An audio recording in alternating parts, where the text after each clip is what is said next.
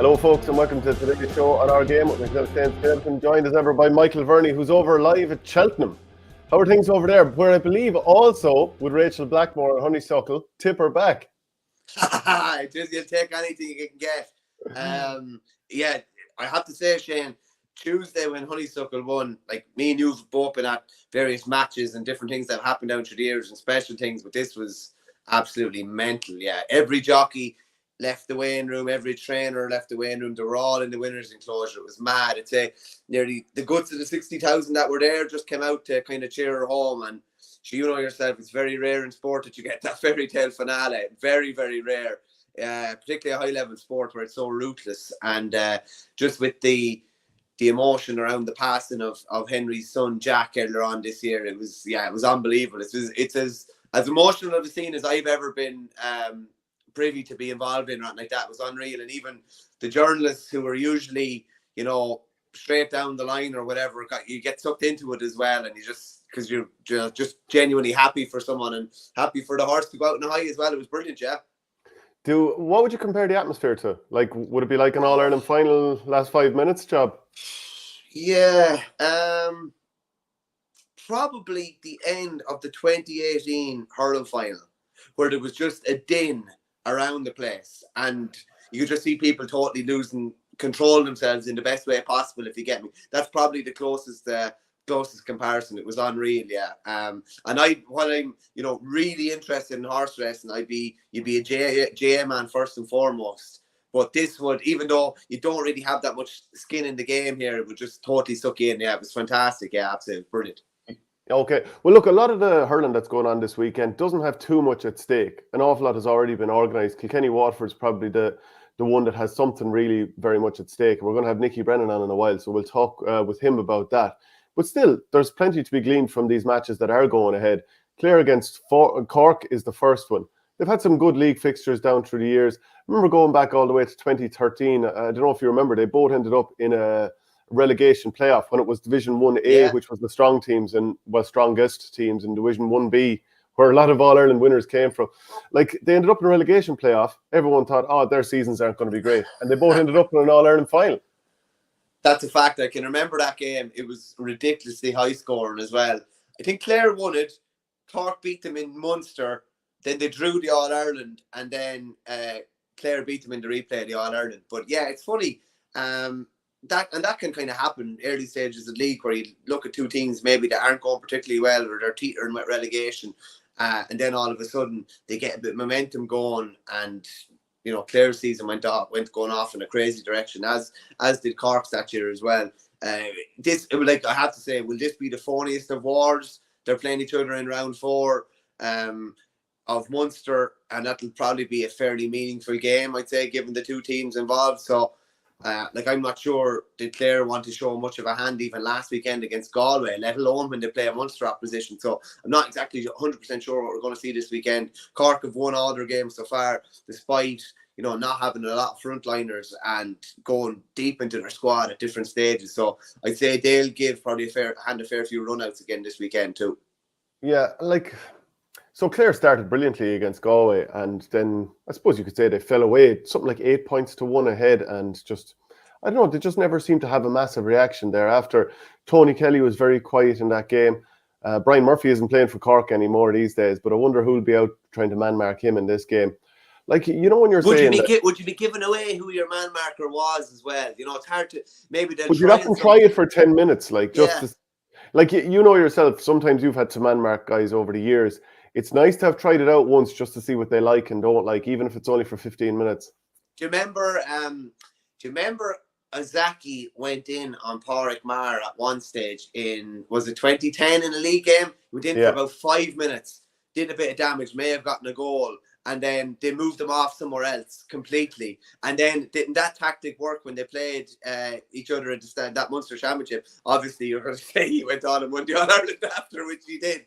But if a fella, I'd be kind of like that as well. If you know a lad is a danger on a fella, you wouldn't let the defender get too accustomed to him or get to know his ways too much. So, look, we haven't seen much at all of Ger Mellerick, who me and you were both rated as a really good man marker, against top tier forwards or even top tier midfielders. But he needs to back it up now at this stage. I know he had loads of injuries. Then he came in at a great season. We didn't see quite so much of the top level from him last year. He does need to back it up this year, maybe. Yeah, no, he probably does. We hasn't seen much game time. I don't know whether he was carrying a knock or what, but interesting to see if he's starting to be eased back into the equation, seriously over the next couple of weeks. Yeah. So Cork are unbeaten so far. They're already into the semi-final. There's no concerns there. Clare have nothing to play for. The way it's kind of working out with the league so far in Division 1A, Limerick are through as well. The only two teams who can draw level with them and score in terms of points are Clare and Galway, who are both on 4 points, but both of them have been beaten by Limerick. So Limerick are already through. Wexford are on 2 points. They have nothing to play for. And Westmeath, they're already guaranteed to be bottom there on head-to-head. So they're going to be in a relegation playoff. Just on Limerick, the way we would have maybe said, it won't suit Limerick to get to a league semi-final or to get to a league final.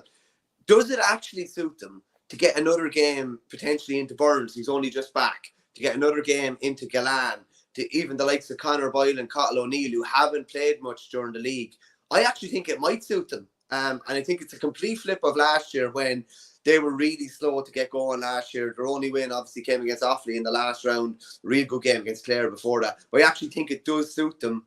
To get to the league and potentially go after the league.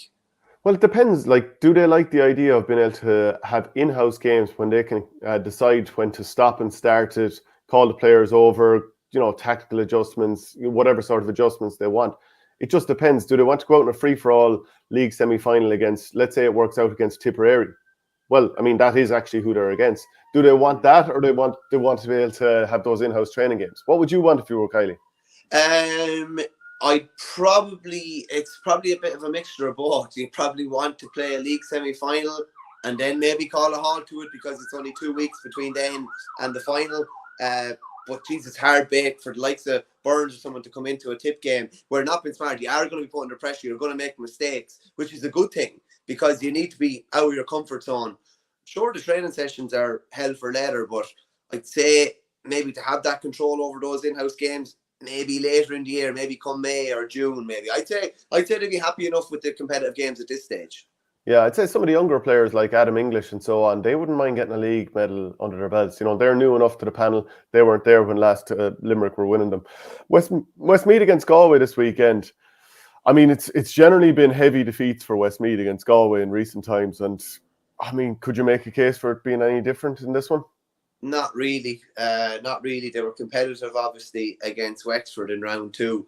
And they've had it tough, and it's that bogey draw really in Group A, which is just really difficult. It was difficult for Westmeath in 20. It was difficult for Offaly in 21, and it's been difficult again for Westmeath now. No, I can't really make a case. If you're Joe Fortune, all you're focusing on is trying to get your best 19 or 20 ready for that Laois game, which is one of the games that will define your year. Really, realistically, that is one of the games that define your year. I believe Derek McNicholas is back. I think he's the longest serving inter-county hurler at the moment. I think he made his debut in 2004. That's unbelievable, yeah. And I think some people, I was chatting to Joe during the Walsh Cup, and I just mentioned about Derek McNicholas, and he just said he's not back yet. And I was kind of wondering, is he coming back or is he not? But I think they've had a new addition to the family, so he's taking a little extended break.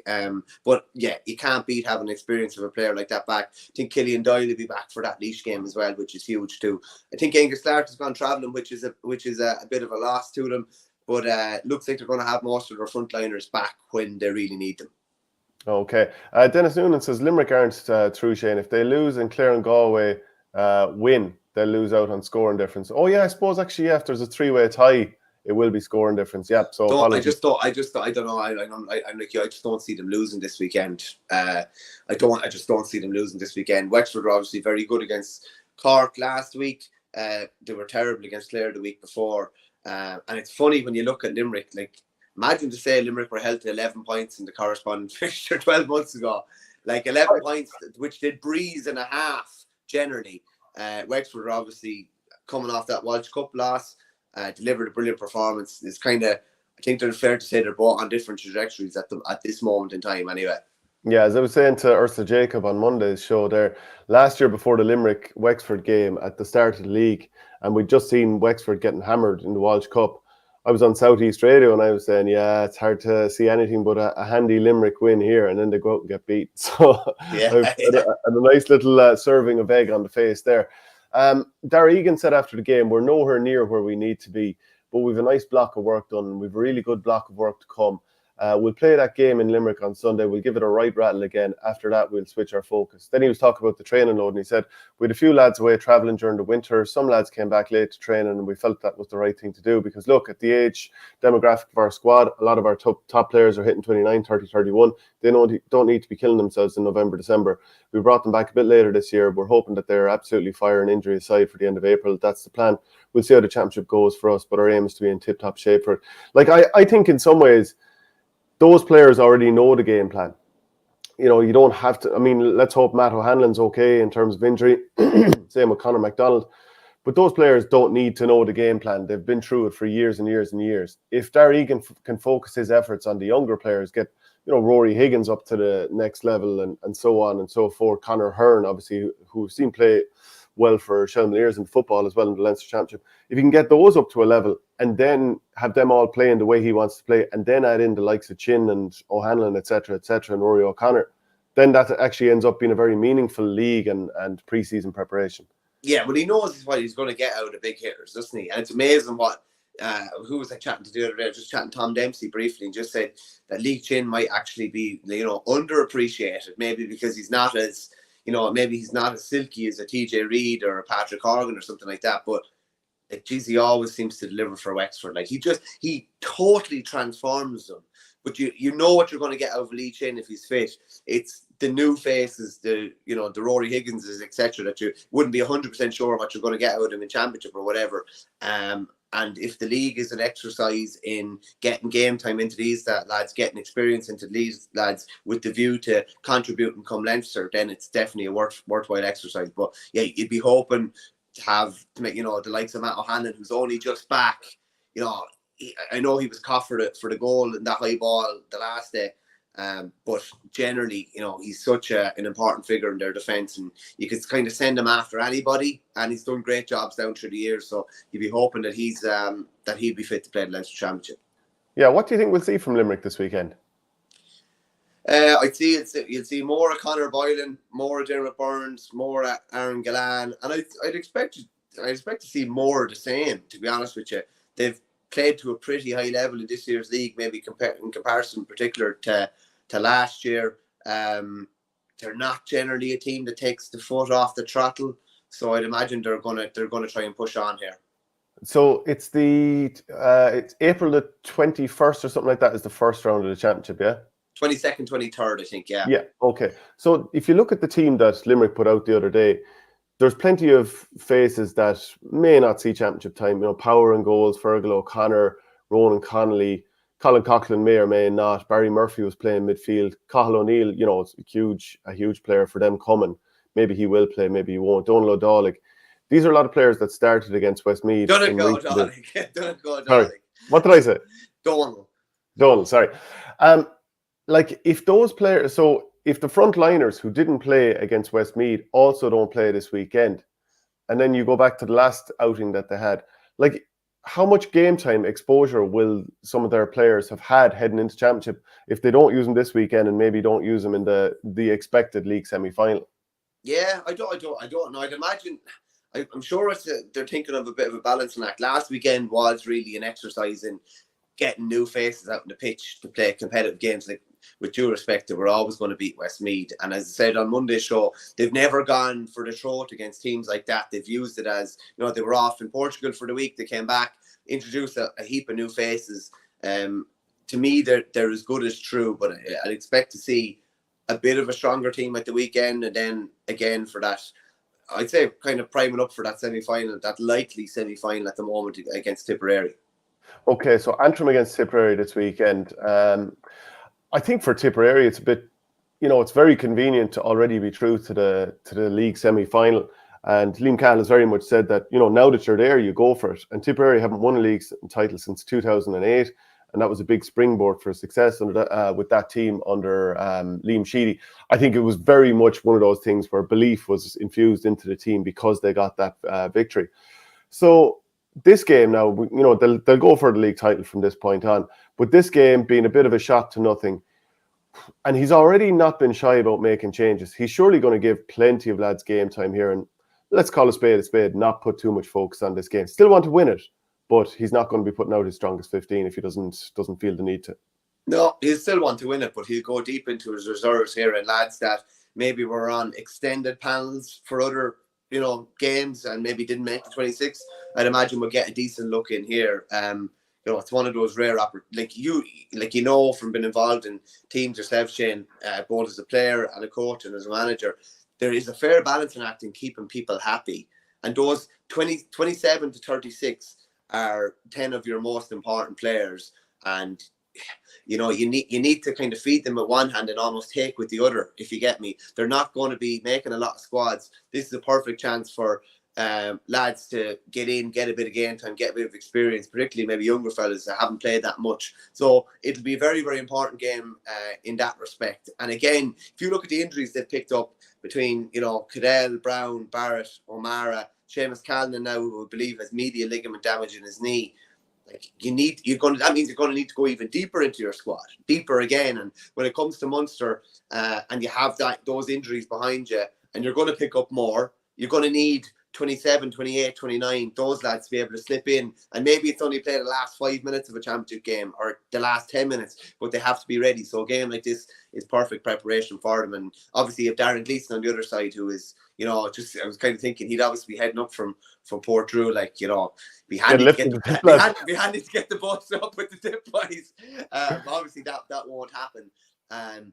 There's a lot of relief, I'd say, in Antrim over getting the result last weekend. This is kind of not a free shot or anything, but they're safe now, shall we say. And they've been, really respectable at Division 1 level for the last 4 or 5 years now at this stage. And it probably would have hurt Darren Gleeson to bring the Antrim team to Thurles last year and concede, wasn't it, 7 goals that day? Yeah. Tip very much went to town. So he'll want a credible performance here, especially I'd imagine there'll be a good home crowd in Corrigan Park.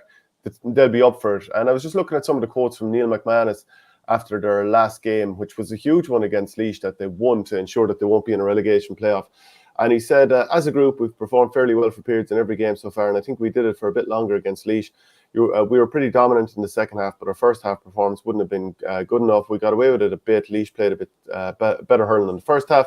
In the second half, we won nearly every breaking ball, and we did the right things when we had possession. Keelan Malloy and Stephen Rooney came out and claimed a few that could easily have ended up in our net, and Michael Bradley just seemed to be absolutely everywhere.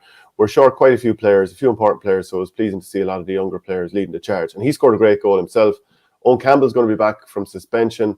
Conal Bohill, he's still sidelined. Joe Maskey, he had a hand injury, so we'll see if he's in the mix there. So I think Antrim, after a couple of the home results they've had in recent years, Wexford, Clare and so on, this would be a huge one for them to get a result in. Oh, definitely. And as you say, they shipped something like 7 goals last year to a tip team that wasn't exactly flying. I'm sure that would have hurt Gleeson an awful lot. They have a tip team coming to town at the moment that are flying and that are mad for goals. But as I said, that little bit of release from Antrim, there's not really that much pressure going into this game this weekend, and I'm sure they'll want to take a good cut off it. I'm sure Gleeson will want to, his side to represent themselves a bit better against his native county than maybe they did last year. Yeah. Okay. So there's one other fixture before we come to Kilkenny against Waterford, which we'll talk to Nickey Brennan about. There's one other fixture to touch on in Division 1A, and that's Dublin against Laois. Bit of a morale-sapping one for Micheál Donoghue's crew last weekend down in Kilkenny. Again, taking a bit of a battering off the Cats. How are they going to respond this week? There's nothing really at stake in terms of climbing the table to get into a semi-final or relegation, but they'll want to win just for morale here. You could say the same for Laois as well. Yeah. It's been a tough run in the league so far. Interestingly enough, Willie Maher, who obviously was my manager at Coola, he knows a couple of the Dublin panellists here. He was a Dublin minor selector under, I think it was Shea Boland, I don't know, maybe 12 or 15 years ago at this stage. Won a couple of county titles in Dublin. So both teams will need the victory, but not actually for anything tangible that's at stake.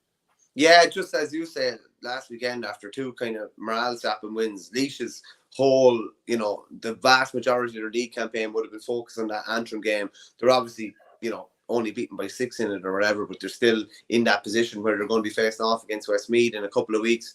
A Westmeath side that, hammered them really in that Leinster playoff game last year. And, you know, when you're in Division 1 and you're shipping big beatings, you know, it can be difficult. It just nips away at your confidence. And from a Dublin point of view, they've been, like, I think we probably both thought they were tipping away fine, and they were good against Tip, and maybe should have gotten a result against 30-man Waterford first day. But yeah, whatever their record against Kilkenny in recent years is appalling, really, league and championship. And it'll be interesting to see whether that, you know, gnaws away at their kind of morale as well, because things had been tipping away fine previous to that.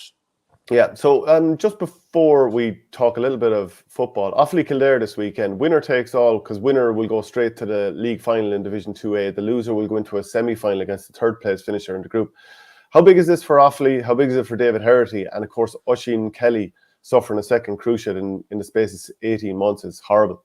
Yeah, that's a killer for Oisín. I actually taught him in Banagher back in the day. He's a lovely lad, good old crack. He used to love an old Simpsons reference in geography class.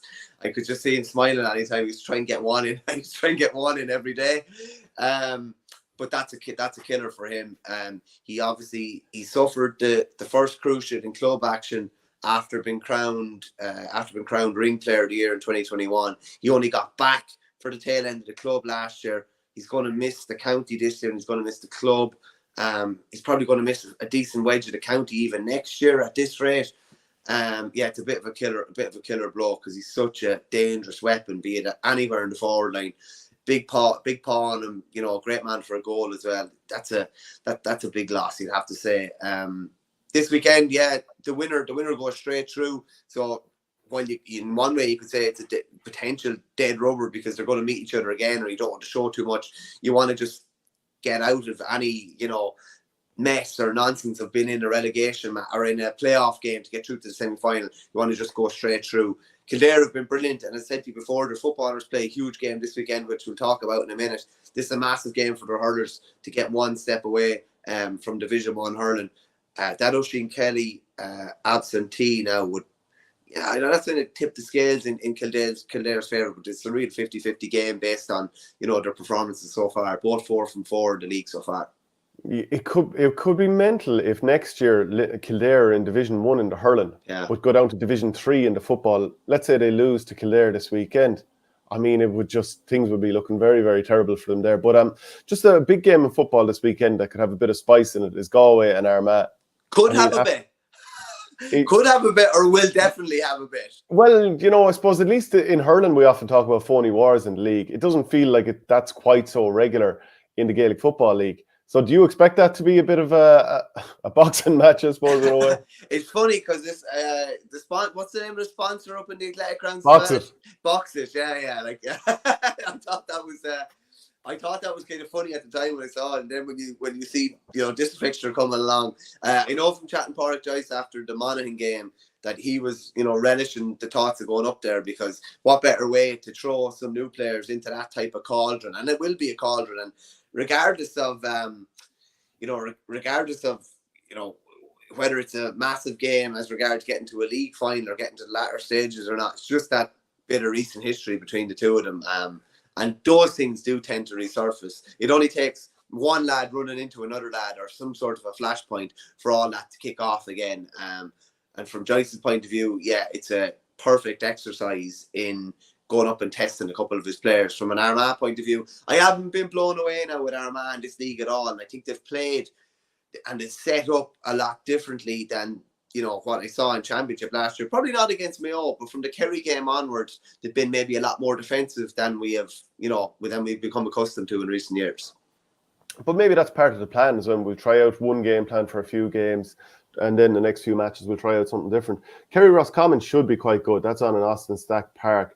It's a bit of a shootout for the league final because Kerry are on 4 points, Roscommon are on 6. Also depends on results between Galway and Armagh. But yeah, that should be another tasty game there. Davy Burke seems to be doing some great work with Roscommon this year. Monaghan are against Tyrone. Tyrone are on 4 points. Monaghan are on 4 points. Donegal are at the bottom on 3. So this is a bit of a relegation clash. And then Donegal, Mayo are already right up at the top there. They're on 8 points. So it definitely means more to Donegal. If they lose this, they're very much staring down the barrel of relegation. Is that, you know, theoretically, is anybody safe at the moment apart from Mayo? No, Yeah. nobody is. That's the perfect scenario heading into the last 2 games. Donegal are on 3. Like, that Kerry win is kind of keeping them in it now, whereas, to be struggling without that, theoretically they can still get, a win and a draw could keep them safe, but also Kerry could get dragged into it. Technically, despite winning their first 3 games, Roscommon could get dragged into it as well. So outside of Mayo, no one is really safe, depending on how results go and what could come down to head and whatever. Monaghan Tyrone definitely has the look of a relegation scrap. If somebody wins, they're on 6, and I know I'm saying 6 mightn't be guaranteed safe. You're far more likely to be safe on 6. That sort of a game probably has a draw written all over. Now, he's disappointed with Monaghan the last day. They had themselves in a really good position against Galway after Peter Cook got sent off, and they just weren't able to kick on at all. And that would have had them in a really good position, whereas now there's a few teams staring down the barrel of a gun. Yeah, so in Division 2 then, Derry are on top. They're 5 wins from 5 plus 41 scoring difference. They're absolutely flying. They're up against a Clare team that's second from bottom. Probably a couple of results got away from them, so they definitely need something here up in Owen Beg. But what a trek to even go up and play a game that's starting at 1 o'clock. I mean, God almighty, you'd want to be I don't know how you want to get up early just so you can stretch the legs. They'll obviously have to stop somewhere along the line to eat food. I mean, talk about your full Sunday being gone if you're a Clare player and then straight to work the next day. But Derry would still have to be favourites. I feel like they're going, full board to win every game here under Rory Gallagher so far. Looks like it, yeah. That Dublin game, maybe not, in the next month or so, but I'd imagine that's going to have huge effects come summertime as regards belief of what they can achieve in the summer. That was a huge win. Clare's been a mad one in Division 2. Clare should have beaten Kildare. They should have beaten Dublin. They should be, pushing towards the top end of the table. Instead, they're stuck down in this Glen Quagmire down the bottom of the table, which is just an absolute nightmare. And anybody could go down. Limerick are obviously, like Limerick and Kildare as well this weekend. You have Kildare have they scored 55 points across the 5 games. They've scored 14 points in 2 games on home soil. They look like they're in tatters at the moment. And then you have Limerick with, Ray Dempsey stepped aside last week. If they're able to pull a result, out of bag after drawing with Meath 2 weeks ago, they'll actually miraculously have a chance of staying up, which you never could have said was possible. But anything can happen in that game. Yeah. Nickey Brennan is on the show. I think you still have your mic muted there. Oh, no, you're okay. Now, I didn't want to interfere with you were kicking big ball there for sport. Nickey, there's still a bit of big ball in Kilkenny, and I know you enjoyed that All-Ireland junior final win last year, so we'd always take a Kilkenny man's opinion on football.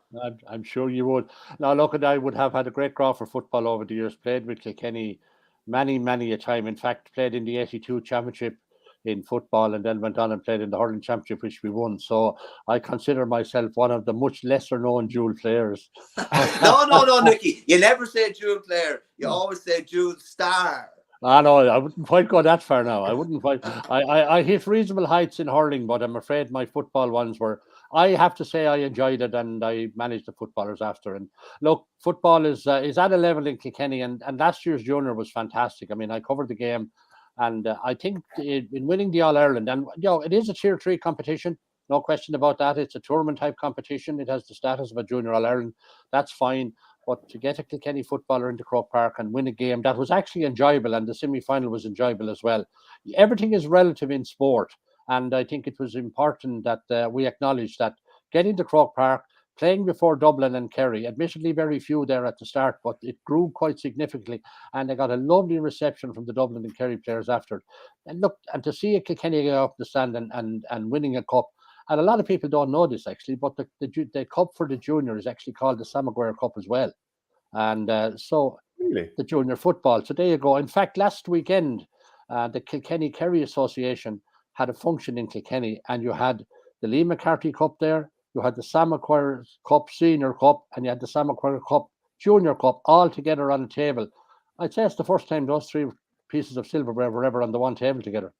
Jeez, that's something. Do you know, actually, you're making me think there of different kind of cup names over the year. And I always remember that there was a Munster, I think it was an intermediate cup that was called the Sweet Afton Cup. Now, some older viewers will know that Sweet Afton is the name of a cigarette. I think the father over the years might have had one or two back in the glory days. But what was there ever like issues over, what would be the name of the cup? Like, for example, were you aware of that Sweet Afton Cup? I am familiar with that, but if people want to really understand about the names of GA Cups, there's a brilliant publication written by Humphrey Kelleher, the former Dublin hurling manager, about the names of cups and all that. So I'd strongly recommend that people have an interest in that to get hold of Humphrey's book. It's a fantastic explanation of the names of all the GA Cups, and amazing over the years. But obviously circumstances would have changed. At Shane, and there's no such thing as having a Sweet Afton Cup today. But back in those days, I mean, remember, I know it's a bit ago, but you also had the Carol's All-Stars and things like that. But that was the days when cigarette companies had a big say in sponsorship, then the drinks companies, and that has changed as well. So it's just times move on. That's just the way it is.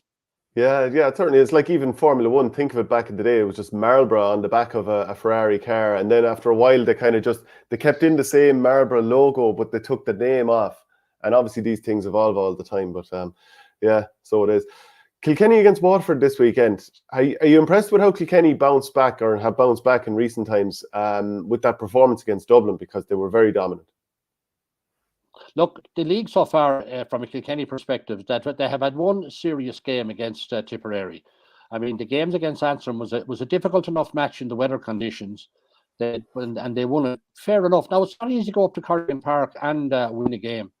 The games against Laois and Dublin, Kilkenny were very dominant, won in a canter. Now, I kind of expected that win handy enough against Laois, although talking to the Laois mentors before the match, I thought they were up for a bit of a battle, to be honest about it. They seemed to indicate that to me when I saw the lads.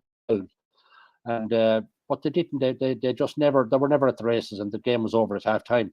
I thought Dublin would bring something to the game, really, And I know, in fairness to Micheál Donoghue, they're missing a few players and all of that, but still, Dublin were awful in the first half. Now, Kilkenny looked good, but I mean, you have to balance that against what the opposition is providing. So I think so far so good for Kilkenny. There's still obviously a number of players to come back. We haven't seen Mikey Butler or Hugh Lawler for quite a while. Obviously haven't seen TJ Reid. And there's not newer players are maybe not breaking through so much other than Billy Drennan. So a lot of it is going to be, as you were last year, I think, by and large, with Kilkenny going forward. And are expectations muted at the moment, and I suppose ever since that Tipperary performance? I should look at expectations in Kilkenny are always, we can win the All-Ireland, or we want to win the All-Ireland. I mean, Kilkenny got to the All-Ireland last year. People perhaps were not expecting it, but they're better and deserving the final. But it was still a case of, what might have been. It was tight enough. So this year there is some expectations there, but I think in fairness, Derek will be cut a bit of slack here as he tries to mould the team. But I can't see a whole lot of difference in it. Now, that the caveat there is that given the tight and closeness of all the games in proximity, you could lose players to injuries, and that will mean that's why you need a panel of 26 plus to be able to draw from and be comfortable that any one of the 26, or certainly from 16 to 25 beyond, can equally come in on any given day and do what's expected of them. Richard, or Joe Butler says, does Nickey think Richie Hogan will get a run out this weekend? He was named an unused substitute last weekend. Yeah, I think that's a very good question. And I asked Derek last weekend, and the last 2 weekends, he's probably fed up me asking the question about Richie Hogan. To be quite honest about it, if Richie Hogan doesn't get some game time this weekend, it's hard to see how he's going to be a contributor in the championship. Now, if Kilkenny are fortunate enough to get a draw this weekend, they will have a home semi-final against Cork. Now, I know Derek King would certainly like that. It's not somebody from within the Leinster Championship campaign. Cork was the ideal game to get. They're on a high. They've led their group, and it's the perfect game for Kilkenny. And I know Derek would love that coming into the championship. He has Westmeath in the first match, and I don't mean to be disrespectful to the Midlanders, but it's a game he should be marking down as winning. So the Cork game would be very important to him. Now, getting to a league final is something his attitude is, we keep winning as much as we can and let the rest take care of itself. So I do think there's a there's a hope in Kilkenny, and so far so good. But I think the caution is that Kilkenny have not really been tested in the league so far, apart from the Tipperary game where we came out second best. There's no question about that. And yes, Sunday will be a stiffer test. Waterford, Davy Fitzgerald will not come up to Kilkenny wanting to just lose the game. He will have issues. He'll probably can't play Gleeson or Prunty because of injuries last weekend, so he probably won't risk them. And maybe some more of them have knocks. So, but at the same time, these are always great opportunities for players who are trying to break through onto the team to come in, and there's no better place than Nolan Park, which is in effect, it is a home game for Watford, but because of the redevelopment of Walsh Park, they've conceded home advantage on this occasion, and Kilkenny will owe them this match down the line.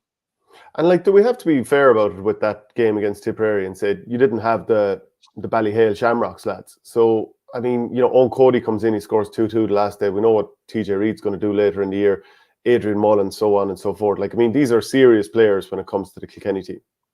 I know, that's fine. I think that's a fair point as well. And we would have said that look, we have to be conscious of the fact that there's quite a lot of players missing, apart from Shamrocks Ballyhale, as there's a few other players missing as well. And that is the league, and that's what Derek wanted to do during the league, to give opportunities to newer players, some of the lads from the under-21 All-Ireland winning team of last year as well.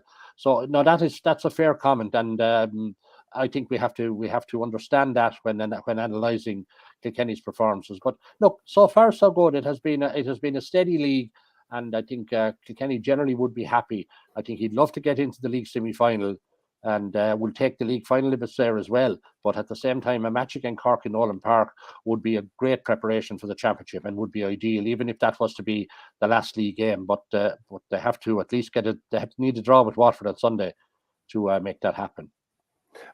Richard Hogan says, Pa Dillon smoking in the Hogan stand back in the 60s after beating Tip, I think. That's just back to the cigarette companies having their names on the cups. But you look at all the lads when they were up getting the cups in Croke Park, having the drag of a fag. There was some Kilkenny lads involved there. I think Pat Henderson was having a fag, and a few more of them some days they were up there. Look, it was something you wouldn't dream of doing or seeing now. But look, life was very different back in those days, and it's nice to look back and recall them, and memories like that. They just were different times, Shane. And look, we enjoyed them, but life has moved on. Yeah, I can even remember my cousin, and this is like maybe within 15 years ago, playing a junior match for Bursley, and he's not off the field. He's been substituted. He wasn't even off the field, and a lit cigarette has been handed to him coming off. Like, would you have any memories of that, or even people smoking in the dressing room before and after games? Oh God, yeah. Oh yeah. That would have been, I wouldn't say the norm, but I mean, it was something that happened periodically, and it's as I said, things were tolerated back in those days. I mean, you would often wonder, and this is a kind of ridiculous statement, if some of the great players back in those days, were to undergo the same sort of training regime as going on today, what might have made them as hurlers. But everything in life evolves, and I suppose you're a lot younger fella than I am now, and it's going to be interesting to see over the next couple of decades how Gaelic games and hurling, as we're talking about now, how it's going to evolve and what's going to be the next big thing. I mean, Limerick have developed a style of play and a running style of play and the passing game that has certainly brought them to the forefront. It's been key to that. Now they're brilliant hurlers anyway. Now, what's going to be the next evolution of that, and what coach is going to come up with that to better that? So I think it's fascinating to look at it, but yeah, it's going to be interesting to see over the next number of decades how the game is going to evolve and hopefully grow. But that's probably still going to be, despite everybody's wishes, it's probably still going to be the remit of the 6 or 7 that will be still the dominant teams at the top end of it. But that doesn't mean that the other levels are not important as well. And when you talk about, the difference in preparation these days versus 20, 30 and 40 years ago, I mean, players' lifestyles were different back then. There was a lot more manual work. There was a lot more farm work. Lads were probably lean as butchers' dogs from being out, dragging stuff around all day. Whereas it's, for a lot of players now, more sedentary lifestyle, sitting at a desk. So that's quite different too. No, you're very right there. When I was involved, I used to be collected in a Hackney car by a gentleman called John Joe Quinn from Freshford, God rest him. And he'd do a little round around the area. And one of the places we would call to would be Ger Henderson. Now, sometimes we had to hang on him a few minutes because he was only after finishing milking the cows. or he would come home after a match and he'd maybe have to get into milking the cows or somebody else hadn't done it. And I mean, I so admire the guy for that. I worked in an administrative role in Glanbia, Avonmore as it was then, and I had my time off. I was able to kind of prepare like that. Jared was out and about. Having said all of that, him being a farmer came to the forefront though when Kilkenny were playing, because he was absolutely a man of steel, and he would put his hand and put his body up where no other person would do it. And I imagine he got that from working on the farm, so physically strong and all of that. And there was plenty of other farms. Well, there'll be plenty of people will remember John Power and I was going to ask, yeah, what he put in. And the day that he tore his hand on the wire in Croke Park and just talked Dr. Cuddy, just wrap it up and I'll go on. And he just went on, and it didn't bother him at all.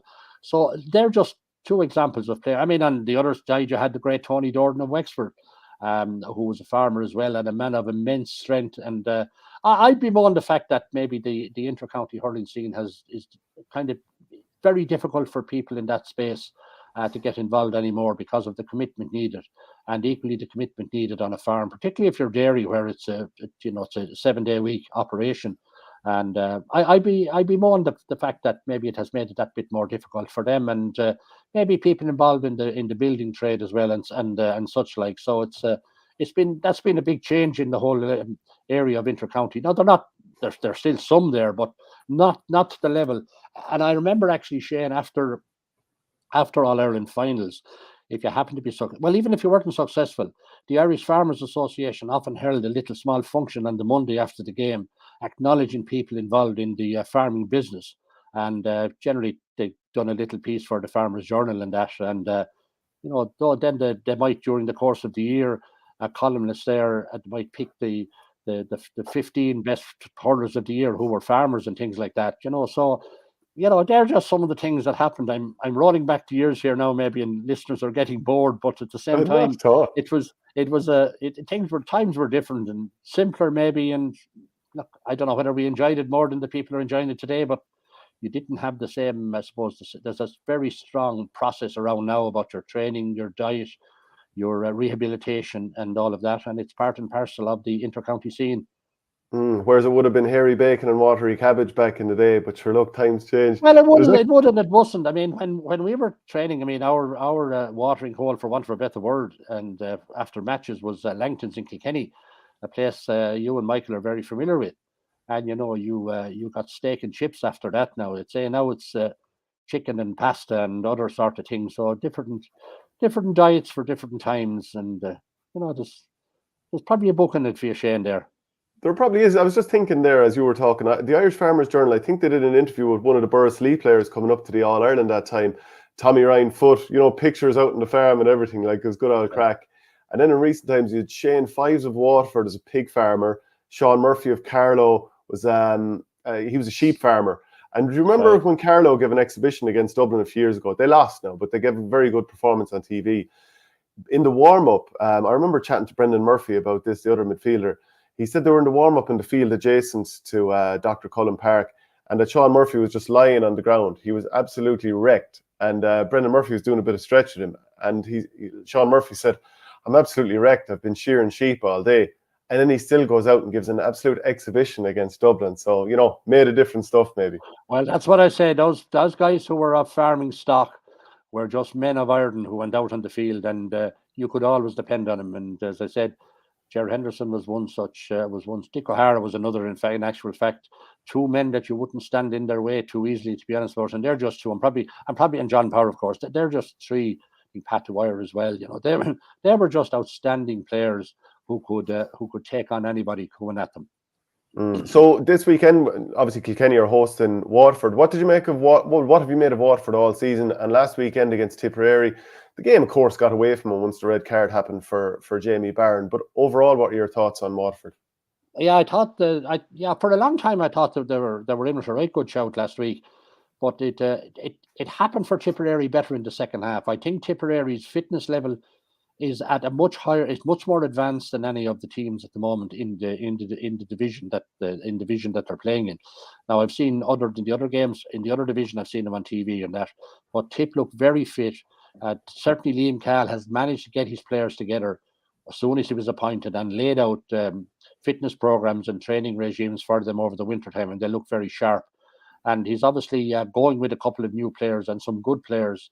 Garrod O'Connor has excelled with the University of Limerick. I like Conor Bowe as well, and he's getting a lot out of the players who've been around for a while as well. They're rejuvenated, like Ronan Marr and Seamus Kennedy, and just to mention a few. And I think the likes of Mike Breen and Michael Breen and players like that, they're kind of rejuvenated now under Cahill, and he knows a lot of those from his underage days in Tipperary as well. So they're not strange to him. They know his style, and he has really hit the ground running there in Tipperary.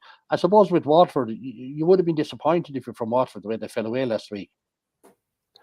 And I suppose, in a way, what the weekend's game against Kilkenny, they need to get back on the horse, as it were. And it would serve them well. Watford would have no problem getting into a league semi-final. Now, I know they would be up against Cork, and it mightn't be the ideal arrangement if you're playing somebody from your own province. That's why it's probably, from Kilkenny's point of view, it's ideal because they're not from the province. But I think Waterford will come to Kilkenny with plenty of fire in their bellies. Davy is not one to want to lose again, because you start losing 2 games in a row in the league to big players like Tipperary and Kilkenny. Maybe doubts set in about the players, doubts set in with selectors. They say they have to play around with the selection and all of that. So, I think they'll be up for this weekend, Waterford, because it's important to the best preparation you have for the championship is to stay winning in the league, in my view. And but they would have been disappointed the way Tip ran riot more or less in the latter stages. But I was very impressed by Tip. They looked extraordinarily sharp. But I think that Watford were not at their best last weekend, and they'll be looking for a big uplift on Sunday in Nolan Park. Yeah, like a lot of teams have their injury issues at the moment, and maybe that's a byproduct of everyone's trying to take the man on and burst through traffic in the middle and so on and so forth. So there's a lot more collisions. But like Waterford, so far this year, Stephen Bennett, who's an excellent player, he hasn't scored from play at all this year. Austin Gleeson, this was his first start against Tipperary, and he's still their top scorer despite not starting up until that point. He had to go off injured. Conor Prunty, Mikey Kiley's been injured, and he was red carded before that. And they have a lot of red cards. I think it's is it 4 and 5 games or 4 and 4 games, something like that as well. Even their setup. I mean, I was looking at it a few times. Deise Hutchinson was standing over in the corner flag trying to create space, where I'm thinking you should be trying to create opportunities for him, not space. So I don't know what. There's an awful lot of things that need to come right for Watford at the moment.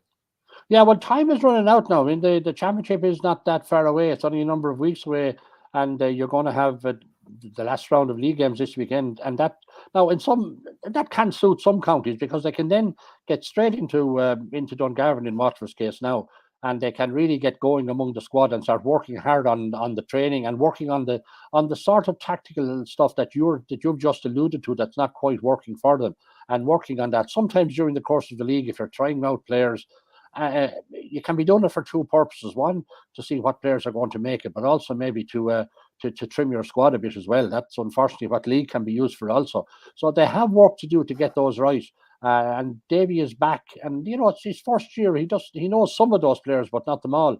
And he has a bit of work to do now. But I still think Watford are a serious contender, and that's why losing 2 games in a row can mentally be something that would impact the team. So that's he has to work on that, and he has to try and get back his best players. I mean, Stephen Bennett, you've alluded to, they're not scoring. Austin Gleeson being out, and he has to address the red card situation, because you can't ignore it. It's not that as if one referee was particularly hard on him. I mean, they have had an issue around the whole disciplinary side, and it's something they have to address, because that scale of indiscipline in the championship, and there's only going to be one outcome. Yeah, absolutely true. And so do you see Kilkenny winning this one?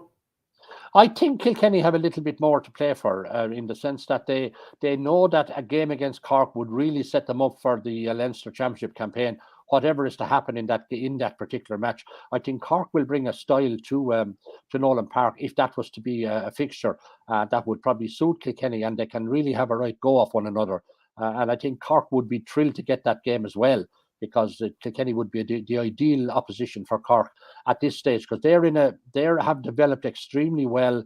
They've developed a style of play, and again, Pat Ryan has brought in a number of new players who are making an impact, and he still has a few experienced guys out there as well to give game time to. So it would be a very interesting clash if it was to happen. But we don't want to get ahead of ourselves because Sunday's game is an important game for two counties, and I won't say it's going to define their season, but certainly from a Kilkenny point of view, they'd love to get to the semi-final, and from a Waterford point of view, they just have to get back on the horse again now. It has slipped a bit in the last while, and Davy has a bit of work to do to get them over the line against Kilkenny, but he has such a passion when he plays Kilkenny. I mean, his eyes open up and he smiles when he walks into Nolan Park, and going to be a big change for this time, because when he looks down the sideline, he won't be seeing a Brian Cody that has really motivated him over many years. He'll see Derek Ling for the first time on the sideline, and it'll be interesting to see the choreography between the two of those lads. Yeah, and like you mentioned Cork there, and I agree with you. I think Cork would love a match at Nolan Park just to kind of test their mettle. But I remember talking to John Myler a couple of years ago, and he was talking about how the impact and the legacy of those strikes, and how Cork started losing these games narrowly. Like those real tight games coming down to the last 5 minutes, they started losing them. How important was it to them, well, so far in this league, that they've come from behind to beat Limerick, albeit Limerick emptied the bench that day, but then even against Wexford, that they didn't lead until injury time, but the manner in which they did it, maybe this is big for belief down on Lee's side. I know that's true, and that's something that will resonate with when Pat Ryan has those guys in training. I'm sure he has been telling them to literally stay going to the final whistle. Now we can say, if you stay going to the final whistle, these are the sort of things that can happen. I mean, a game now is generally could be 75 or 76 minutes. So it could be that the vital score could come in the 75th minute to win the game. So that's why it's and often that doesn't dawn on players. I mean, you might switch off; it's only the league, but for the mental preparation for the team and to build real belief in the team, winning those matches and the manner in which you win those matches can be very important to the team. Psychologically, it can work as well for the management team, because they can now point to how necessary it is to keep going, and not just at the end of the game, but even coming up to half time, maybe get a vital score before half time, and it could swing the game, and mentally you're going into the dressing room in a much more positive frame of mind. So that's why it will be helpful to Cork, the manner in which they have achieved those wins, and they sit, as I said, on top of the table with 8 points, and they haven't been the leading scorers in the division, because Clare have, because of their big win over Wexford. In fairness, that kind of inflates their scores, but nevertheless, Cork have had an impressive 106 points scored across their 4 league games so far.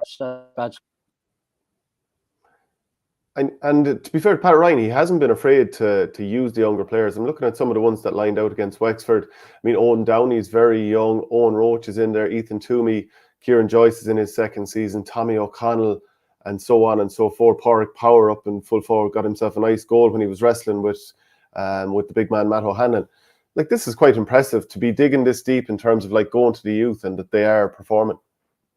Yeah, but Shane, that shouldn't surprise you, because a lot of those players were winning All-Ireland under-20 titles a couple of years ago. So, I mean, and Pat Ryan knows about them. So the age of the county hurler now is much younger. You're seeing a lot of those top-class players playing inter-county at 21, 2, 3, 4.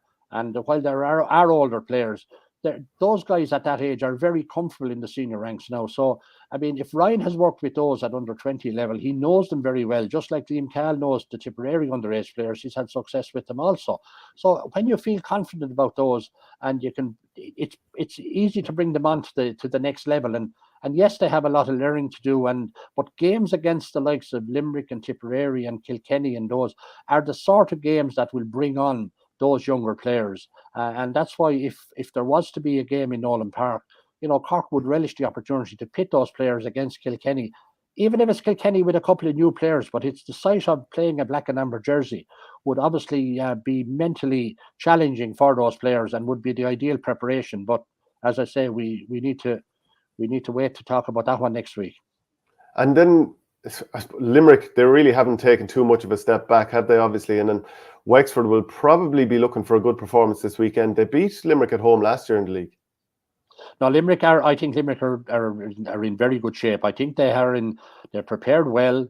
They've had their warm weather training, so everybody is back in the panel. I think John Kiley will be delighted at the way things have gone. Wexford will be looking for a good performance. I mean, the result is it's a dead rubber from that perspective, other than that. Certainly after losing, and they played pretty well against Cork now. Wexford could really have seen out that game.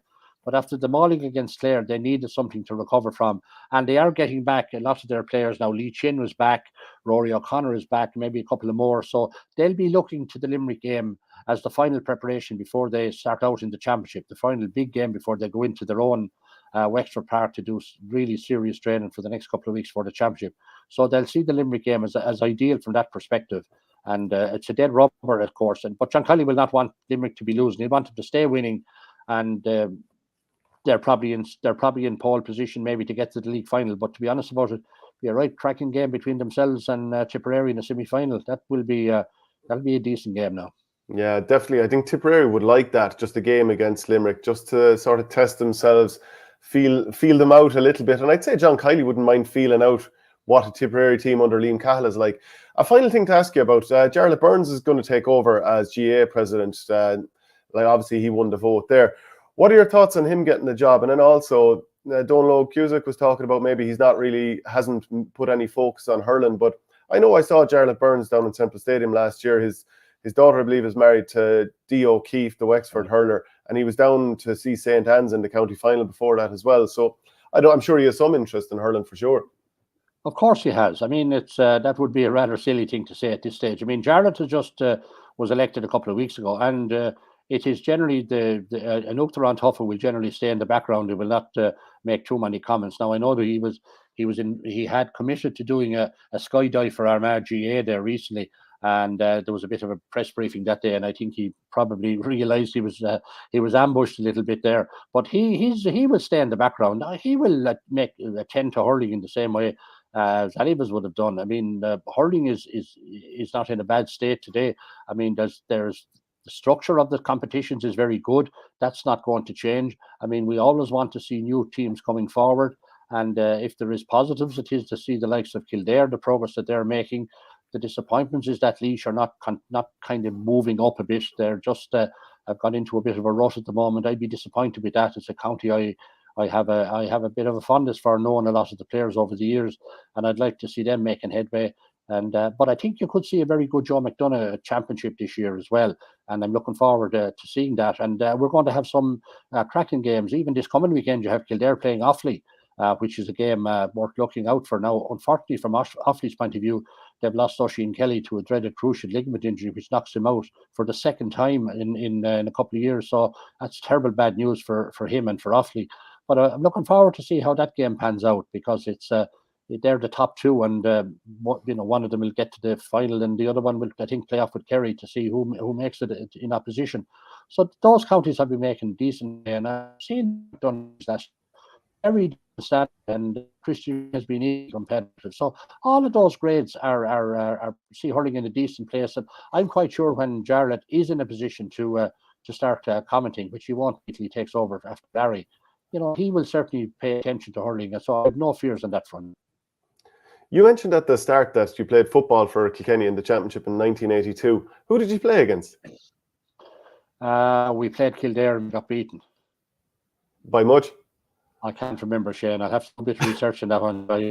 But we would have played. I would have played National League matches against various counties, Leitrim, Sligo, Limerick, and all of that. So, look, there were days. We had some victories along the way.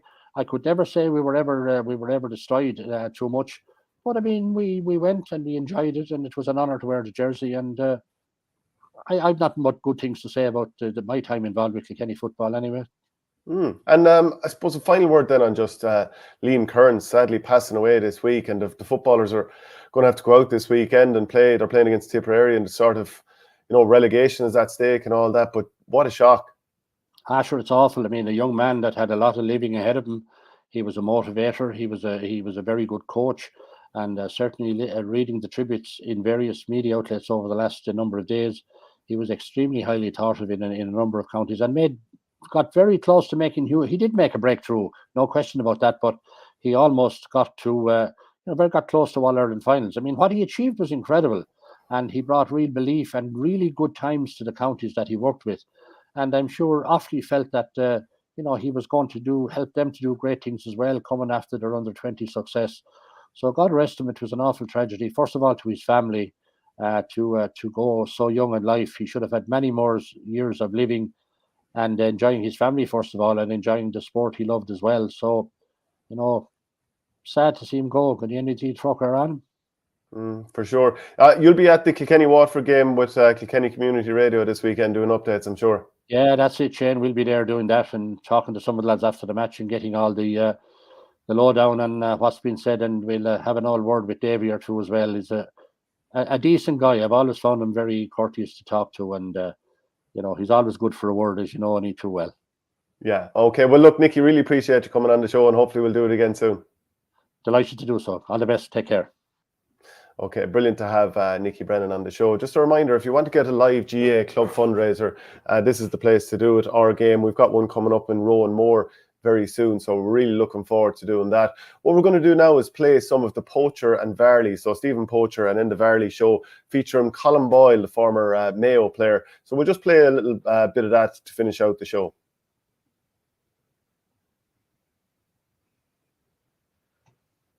12 months. Good.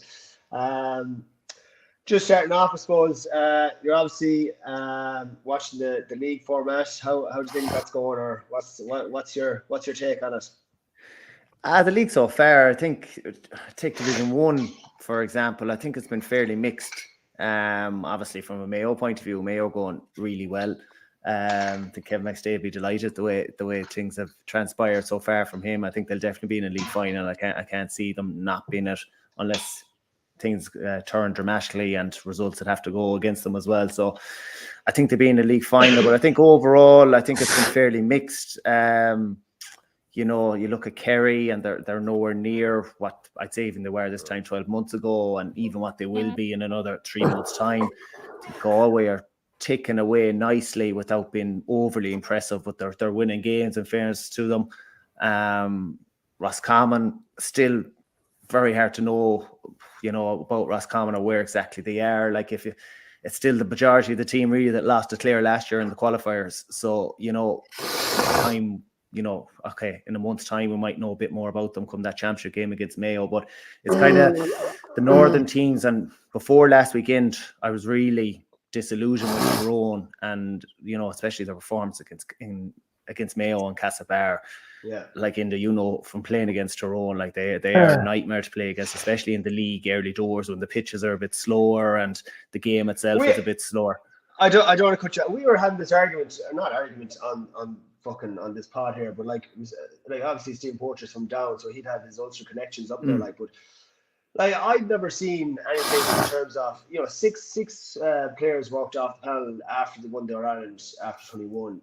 It's very, I don't know, is it discontent, or obviously they had a good result against Kerry, but I've never seen a Tyrone team so inconsistent, or I don't know, do they have their identity? They're very obviously defensive. I'm not going to say they're always defensive in the last 10 years, but have they gone away from that, or it's just very unusual. I don't know, what's your take on it? Any thoughts on that? Yeah, well, the 6 players walking away, that's over a year ago now. You were thinking whatever happened that time, if something did happen, we don't know, but whatever it was, that they would have moved on from that, and it's their consistency or inconsistency in the performances, I would say. But that night in Castlebar, that was the worst I've ever seen them, a Tyrone team. Yeah. Like I was saying to you, they're playing against Tyrone. It was always just not a nightmare. It was enjoyable because it was huge intensity, huge battle, but the sheer sight, like you mentioned about Tyrone being defensive or maybe overly defensive at times, they were literally getting out of the way, Mayo players in Castlebar that night, letting them walk in on the Tyrone goal.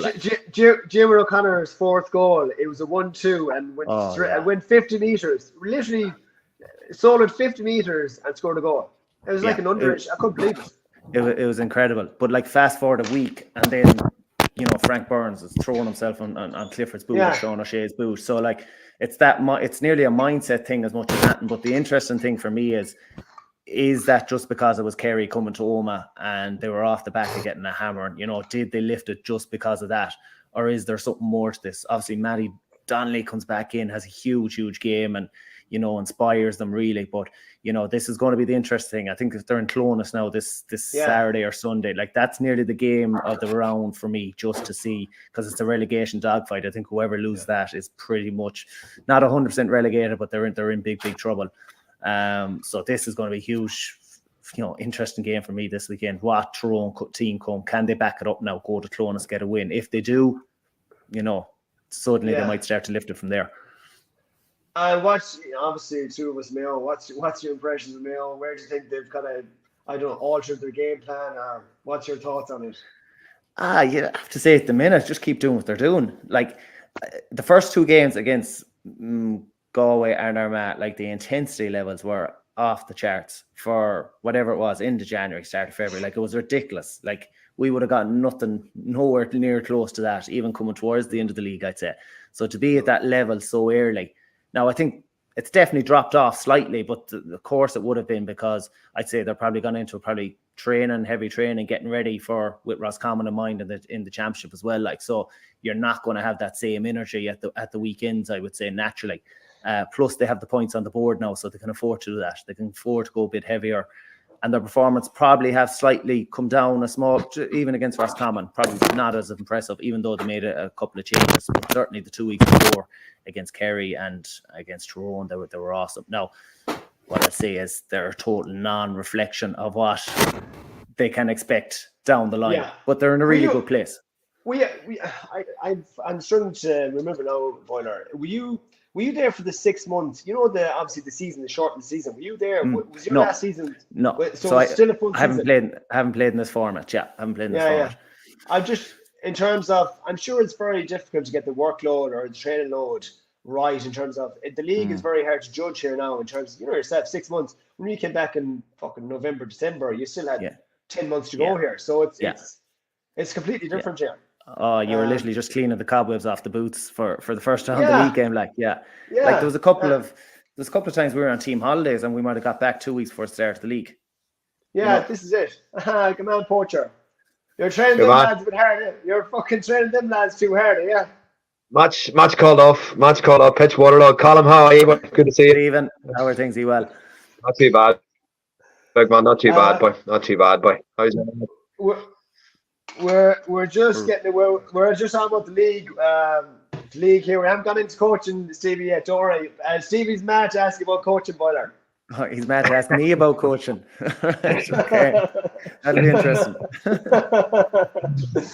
What was we saying there? But Mayo, any players, Boiler, any players I know obviously we've had any players that stood out for you. I think James Kerr has taken a bit of a leap in terms of his performance. It's a bit erratic at times in terms of shooting, but we'll forgive him for that. But anyone else? Or well, outside the obvious, I think Dave McBreen and Jack Coyne in the full back line. When you lose Mullins and Keegan like Mayo did, them two boys coming in, McStay almost needed them to work out and to go well in the league to see, are they a good option going forward to the championship. So it's probably the one area in the pitch, in the one line of the pitch, Mayo aren't 100% blessed on options like they would be maybe from the half-back line up, I would say. So, like I said, he needed them to work. So I think they've been good. They've been solid without being hugely tested, I'd say, so far. I think them a lot more tests to come. Even, going back to the Kerry game, obviously Clifford didn't start, Sean O'Shea didn't start. Didn't have their full strength team. Tyrone were just, as we said, a million miles off at that night. So look, a far bigger test to come for them boys, but I think they've been hugely positive. But I'd say the return of form to the likes of Stevie Cohen, Matthew Ruan, Jimmer O'Connor, I think they've been absolutely huge, and they've been solid. What do you reckon Loftus at 6? Sure. Look, if you told me at the start of the year that Conor Loftus would be playing 6 for Mayo, I would have said, "What are you on about? Like not a chance." But they are going a bit more defensive though, Boyer.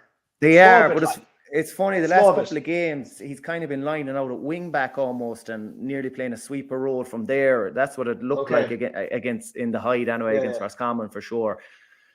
But what I like about what he's doing the last couple of weeks is he's getting on the ball and he's moving it forward a lot quicker. And I think we saw good examples of that, especially against Tyrone, about him just that 30-yard pass that's so underrated from the half back line, because it just skips the line, gets the defence back scrambling. I think he's been really, really good at that. But look, I mentioned about the two boys, Jack Coyne and Dave McBreen. It's a far bigger test to come down the line for Conor playing at 6, but early stages into it, he's done really, really well in fairness to him. What else? You're obviously any other takes? Steve, any questions there in terms of the league? No, I'm just listening to you talking about Mayo being a bit more defensive. I flicked on the last game and I thought I was watching the Ulster Championship. You were that negative. Learn from the best. No, Jesus Christ. Colin, I said a few weeks ago, like, you know, there is a bit more, what I would have probably said, you know, a bit of steeliness about them. There's a different look to them this year. You know, obviously, you know, I know it's early in the league, but Colin, you know yourself, the way the league's restructured this year, if you're not flying in the league, you know, you're going to be stumbling coming into the championship. And I think McStay has probably realised, you know, he doesn't really have time for an awful lot of experimenting. It's hit the ground running, and hopefully, because listen, here, like, if they want to win Connacht, like, you know, they're going to have to beat, you know, both Roscommon and Galway, like, which is going to be two tough games, like, you know. Yeah, hugely, and you're right. The last thing he would have needed was to lose a couple of games, be under a bit of pressure in the league coming into the last few games to stay up. You know what I mean? So at least we were talking about this earlier on. He has the opportunity now to look at a few more boys or go through the next 3 weeks of training hard, just prepping for the Roscommon Championship game. If you find yourself in a league final, which I think they will be, you work your way around that as well. You know, and I think if they're in the league final, they have to go and win it or try and win it at least. Who's your pick spoiler to go down relegation? I tipped Monaghan and Donegal at the start. And I still think it would be Monaghan and Donegal. I think Mayo beat Donegal on Sunday, and I think that's them gone after that. To be honest, I don't. It might be mathematically possible, but I think just the way they're going at the minute, like they're on 3, but it's almost a flawed 3 points when you take that first game against Kerry into consideration. Like, I think Kerry had 5 of their starting All-Ireland team a couple of weeks back training. Like, they were nowhere near, you know, what they will be down the line. So I think they're struggling big time. What's your opinion on the league final? We say if Mayo do get to it, which is probably likely here, a week out from the Roscommon game. Well, I think, like, pre-COVID, the league finals were pretty much dead anyway. You know, I think now league finals just simply have to go. I think there was a bit of a call for it last year. You know, I think John Printy was calling them. But if you're going to be playing championship the week after a league final, the league finals have to go. If you finish top of your table, you're league champions. Because it's far from ideal. Let's be honest. I don't know what you think, Stephen, about being a coach in that situation, like how you prep for it, or, you know, no, I agree with you, Colin. I agree with you. I think you know, after 7 games, I suppose, you know, it is hard to beat games, but there's a lot more games coming on further down the road that are more important than this one, you know. And I suppose the greatest example, Colin, was probably last year when Roscommon and Galway both came out of Division 2. Galway played a really, really skeleton sort of team in the league final, and even Roscommon. I was at the league final, lads, and I was watching the Roscommon reaction at the end. Even more experienced players like Andy Smith stuff, they sort of deep down knew it was a facile enough victory, you know, winning that Division 2 last year, because, you know, Galway played. That day, lads, they played. I think it was Finney O'Leary and I think one of the Kellys played a double sweeper. And I was thinking to myself, there's no way they're going to play like this in the championship. And they didn't. And I think it was a bit of shadow boxing. And I think both teams were like, look, let's get this out of the way and get on with things. So, I agree, Colin. I think it's just another game that counties don't need. They really don't need, you know. No. And you hit the nail on the head, especially with this new format. If you're looking later down the line about getting to a qualifying stage, or the Sam Maguire, the race, the 16 there, like, it's the last thing you need is another game. That'd be 8 games in 10 weeks, I think, or something like that. Yeah, it's just, it's not ideal. We're actually, Boyner, when you have me here, we're on about the new format last week. What's your opinion on it? I think you nearly have to see it in action first. I don't know. I'm very unsure about it. What I am sure about, to win the All-Ireland is a lot harder than it was. You know, even with the Super 8s back in the day, or quarterfinals, or whatever it used to be. Did you think Super 8s worked? I probably would have liked to seen it maybe for another while to make an opinion. Like, I know the night we played Donegal in Castlebar, for the winner got through. Like, not all games worked out this way, but like the atmosphere in McHale Park that night was absolutely savage. It was probably the most enjoyable game I played in Castlebar, I would say. It was huge, but look, it was basically an All-Ireland quarter-final. The winner got to a semi-final against Dublin the following week. So that was kind of the perks of it worked out that way. But then along the way, there was a couple of dead rubbers, you know, so it didn't really have the effect of what we all thought that it was going to, I would say. So we're just getting on to the coaching here, Boiler. You're obviously involved with Sean Dean's. Is it? Correct me if is it gone 17s now or 18s? It's still 17s. 17s, yeah. You're Still not that long 17s. retired. Yeah, it's 17s. But they could be changed to the 18s again, though, couldn't they? That could be in the pipeline. As far as I know, it's staying the same for next year. There was a vote in it there recently, and was it Congress or it's staying the same. I think. Yeah. There was rumours it was going to go to under 19. I think the whole lot 20s was going to come down a year, and there was going to be actually under 17s was nearly going to be going academy. Okay. And under 19s was going to be the main competition then for underage, but I think that's idea has gone by the wayside. I think it's staying as it is for now for next year. I think. What's like? As in with Sean Dean, how are you finding the column in terms of are you selector or coach? I'm not sure. What a bit of both. Yeah, helping out a small bit of coaching and obviously in the background as well on a couple of things. So look, it's very, very different. It's really enjoyable, first of all. But like very, very different, obviously, to play in. Like I'm sure that's without stating the obvious.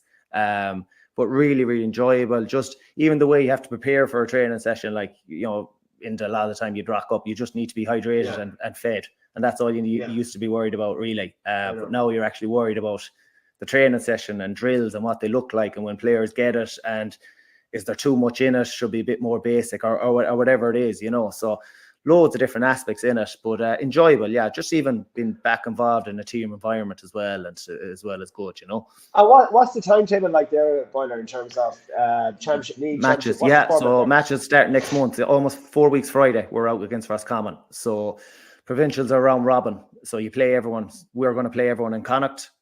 Top one goes to the final automatically. Connacht final, 2 and 3 play off then to get to the final. And obviously it's back into the way it was then. Your loser or your Connacht provincial finalists, losers and winners go into quarterfinals.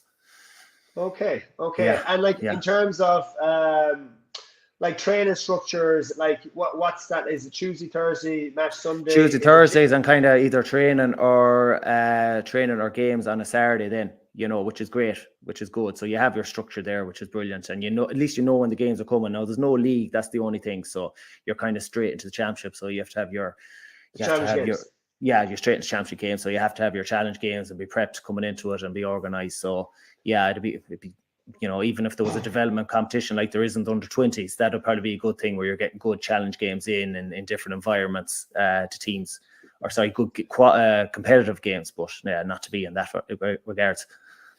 And what's the set like? What's the setup like?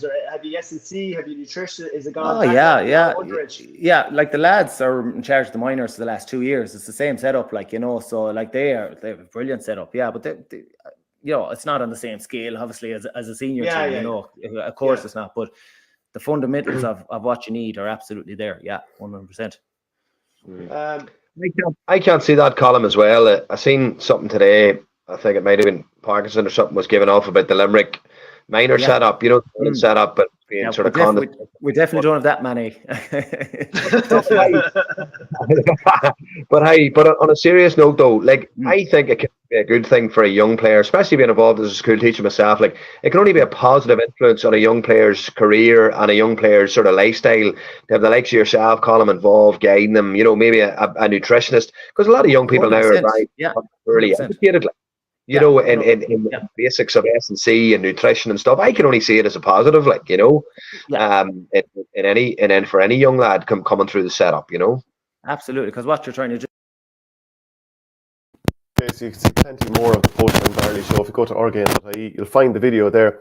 That's it for today's show. We'll be back again on Monday doing a bit of a wind down of the weekend, just reviewing all the games that happened. So keep the comments in and let us know your thoughts on everything going on in the world of GAA.